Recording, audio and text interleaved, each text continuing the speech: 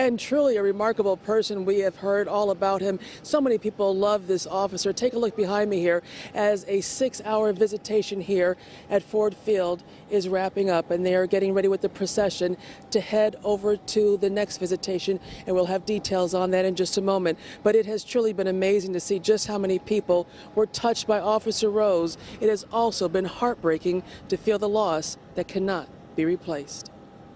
It's such a huge loss. Such a huge loss. How do you say goodbye to a hero, a man who was supposed to live a long life, protecting his community and loving those who loved him the most? A highly skilled canine officer, respected across the country. I've worked with him since he's been in the canine unit, and he's, it's obvious, it's just hard.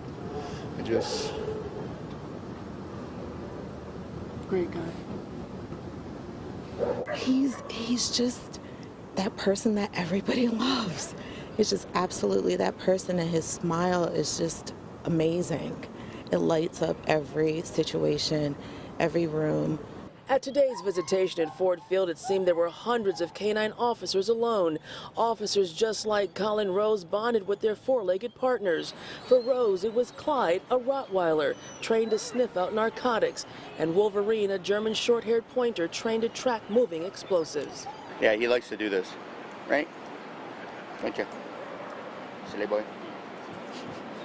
At the visitation today, Officer Andy Grimm says Wolverine was trembling so much that he had to carry him inside Ford Field and past Officer Rose's casket, where Wolverine reached across to smell his hat.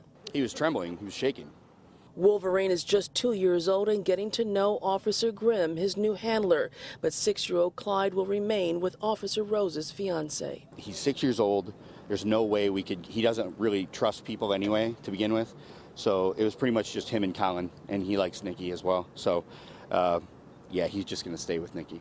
Officer Collin Rose, loved by man's best friend, cherished by family and friends, respected by fellow officers, and admired by those he was sworn to protect and serve. And I can still feel his brilliance and his beauty emanating even after death. He was out there for anybody. He's just a cop's cop, somebody he loved, and he gave his life to the community he served, and this year we'll be writing in his memory. You know, we'll never forget him.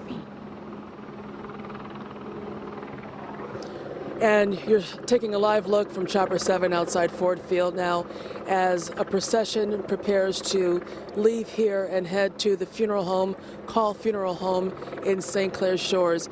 Just an incredible amount of support out here for this officer and his family and everyone who loved him.